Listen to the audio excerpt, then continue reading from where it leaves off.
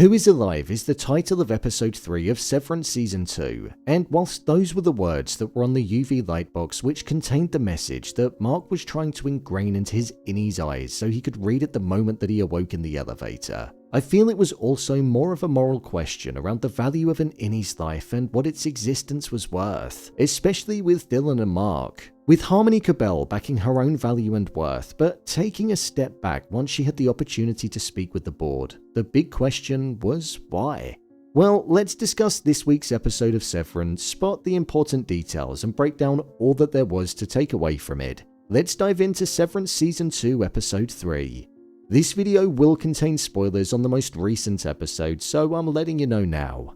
Like in the previous video, I'll be breaking it down by each and every character that held importance. Harmony Cobel.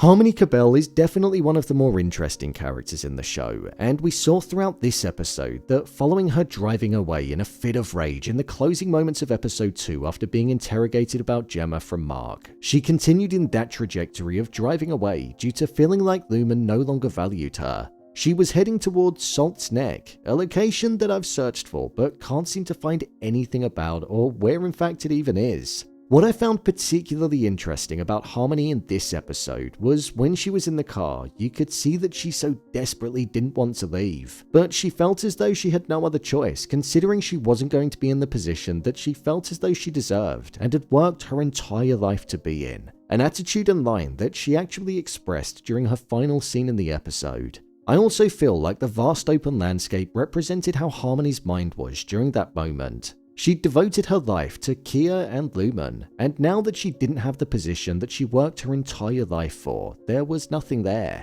She didn't know where to go, what to do, and there was just so much space in her mind. There were actually a lot of close-ups of Harmony whilst she was in her car, and those close-ups really honed in on her eyes. Harmony is quite a cold, emotionless person, but can switch her emotions to complete rage in the flick of a switch, so her eyes often do a lot of the talking. In this instance, it looked like she was on the cusp of crying for most of the drive. This could be because she's lost her entire life and she's upped and abandoned it all. However, it got a main focus when she looked down at what appeared to be some kind of breathing apparatus that you'd usually expect to find in a hospital. I wonder if she lost somebody along the grind of her becoming the head of the severed floor whilst devoting her time and life to worshipping Kia and Lumen. Hence why when looking at that, it prompted her to remember and realize the sacrifices that she made along the way. So after reflecting on that, she may no longer have wanted to essentially run away, because that person that she lost could have ended up being lost in vain if she did. Hence why from that moment on, she changed her mind and drove to Lumen headquarters to speak with Helena. When she was speaking with Helena, there was definitely a power struggle that was there. Harmony was essentially demanding that she be made head of the severed floor because she wanted to oversee Cold Harbor with it being on the cusp of getting completed, which meant that Milchick needed to go. Without being too direct, she compared the differences between herself and Helena by saying how she wasn't born into the position and that she had to work for what she achieved. It was once she was going to meet with the board where, as she was walking behind Helena, after she said, "Why don't we reset? It doesn't have to be this way," where she looked over in shock and she ended up walking and then driving away. We didn't find out why it was that she looked so confused and worried about what was on the horizon, but Helena had that kind of look in her eyes too, which showed that she was also concerned. I wonder if Miss Cobel clocked on at that moment that Helena had wider plans that she was carrying out, and she clocked that maybe she wasn't allowing her back onto the floor because it could be the Helena that's entering MDR and not the innie version. Or it could genuinely be because she feared for the safety of herself and was worried that she might not even come out of Lumen in the same state that she entered it. We didn't have to ask you back. You didn't have a choice. Are you sure about that? I wonder if those 3 lines of dialogue is what's at the heart of the moment of realization that Harmony had. She thought that she had to be looked after, or at least held onto due to the information that she held. But maybe during the walk she could have realized that maybe they found a way of disposing of her but they chose not to, or they could even be making her a subject in Cold Harbor. We've seen Lumen fake deaths on the outside before with the likes of Gemma, so maybe the fear of becoming a test subject was what stopped her from going ahead. As I've said before, Harmony Cobel is a dangerous asset of Lumen's, and I'm surprised they didn't keep her on the floor. She knows a lot of information, and even though she's been a devoted worshipper of Kia and his ways, there's nothing to say that the devotion that she has couldn't waver due to the way that she's been treated. The arrogance and hubris that she had is something that Keir said only caused pain, yet she was willing to speak out and express that, so the devotion could well be starting to diminish due to the way that she's been treated. Dylan and Grechen.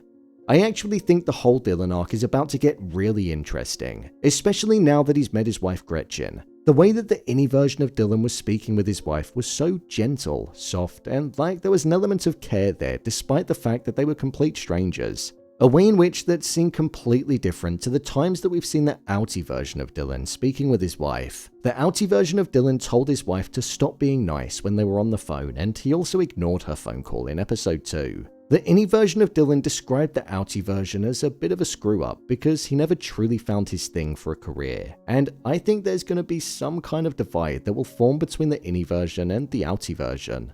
With the visitation center being set up and Grechen looking like she could well come back, I think she might start to prefer the innie version of her husband to the version that she's actually married to on the outside. Innie Dylan was intrigued to hear about the children and was admiring a photo of them, something which led her to smile at him. Plus, she gave him a hug and said that she loved him at the end. When you compare that to later on in the episode when she was leaving for work, because it's now become clear that she does night shifts, he wasn't making an effort on doing the cookies with the kids. And Grechen didn't actually tell Dylan how good of a time it was that she had with getting to know the innie version of him. If this divide does form and Grechen begins to maybe have an affair with the innie version, if you can even call it that, I think that will pose the question around the morality of the life of an innie versus an outie. Which one is more valuable? Are they equal, and do they deserve the same rights? I think it'll be an interesting avenue that has the potential to be explored, so I hope something like that does end up happening. Clues are still pointing towards Helena being on the inside. There were a couple of moments in this episode that still made me think that it was Helena that was in MDR and not Helly. These were very subtle moments, and it was in the facial expressions that she gave off on 2 occasions. The first one was when Mark and her had a moment together when they were navigating the hallways and looking to hand out missing person posters for Miss Casey. After they had an awkward encounter between each other where Mark asked if she was okay to be assisting him due to it being his outie's wife and them previously being romantically engaged, when he walked off she had a bit of a smile on her face, but a smile that was to herself, not everybody else. Almost as if to imply that she got that feeling that she witnessed her innie have with Mark when she watched it on repeat in the most recent episode. That feeling of tension, romance, warmth, and a connection that she'd never truly experienced on the outside because she'd been devoid of it. That's the first little tell that I feel there was. And the second was when they were navigating down the narrow crawl space as they crawled towards Mammalian's Nurturable. The moment where Helena had a tell was when Mark told her to avoid the poop. Again, like what she had when she smiled to herself, there was just a real human gaze and reaction that she had. Almost as if to say that she couldn't believe that she was there crawling through that space around poop. Something that she could have never seen herself doing because she wouldn't have put herself in that position before, as she was always just behind her desk. So even though there weren't moments that stood out as much, like in episode 1 with the switching on of the computer, I feel these were still small tells that were hinting towards it being Helena. Mark getting reintegrated.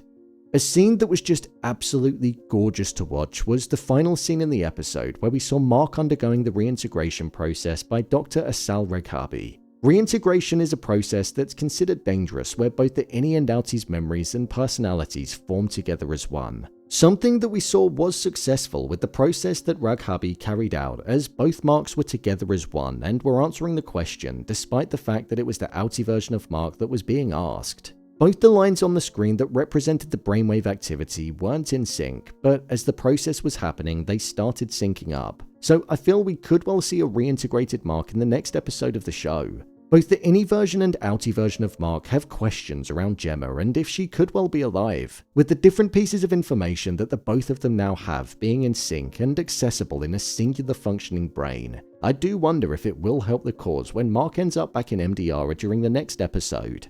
We saw that Mark and Helly ended up going into Mammalian's Nurturable in order to hand out the poster of Miss Casey. Mammalians is essentially another word for mammal, and Nurturable is self-explanatory in meaning to be nurtured. So this whole department looks like it's been set up with the intention of nurturing these mammals, which are goats. But with the ominous sound that was playing in the background after we first saw them, there's definitely more than meets the eye with why there were so many goats that were there and why they need to be carefully nurtured. We saw goats being looked after in the first season of the show, and I feel like it's going to get more of a focus in this season too. I wonder if it could have something to do with Cold Harbor. If Cold Harbor is about transferring minds, promising eternal life, or even cloning, could the goats have been essentially used as lab rats in the past, but instead of rats, they used goats? It wouldn't surprise me. So maybe that could mean that these goats don't have the conscience of a traditional farm animal. They've actually got the mind of humans that once existed. People that could now be deceased, but because it was an early stage, they could have been put inside of a goat. I wouldn't put it past Lumen. This could be why it felt like there was such responsibility on the people that were there, and also why it was tucked away. Irving's paintings. Irving didn't have the largest of roles in this episode, but I feel like there's something that's almost fatherly or grandfatherly about the character, where when he's on screen, his tone and soft manner provides an element of comfort, and it just feels like a pleasure to watch the character being performed. We saw that he was fearful of going to O&D, optics and design, for the first time since Bert retired, but once he was down there, he saw Felicia, and they were reminiscing over their time with Bert and how they missed him. Irving showed Felicia the drawings that he did of Bert, but whilst she was in his book, she stumbled across the drawing of the hallway that he drew, the very one that he recreated from what he remembered from being in his outie form. This hallway was dark, and it was as if the elevator at the end of it was going downwards. Felicia actually recognized the hallway and door at the end, and it was the exports hall.